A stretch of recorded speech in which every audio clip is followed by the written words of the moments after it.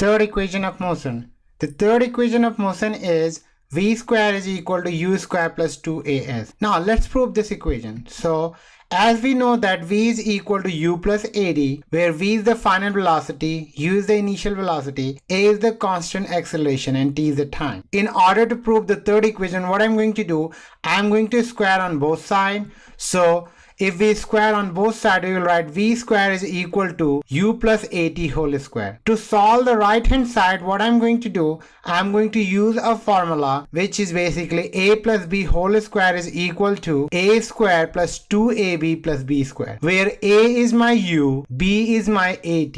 So what I'm going to do, I will use this formula on the right hand side, and if I do that, I will write v square is equal to u square plus 2u at plus at whole square.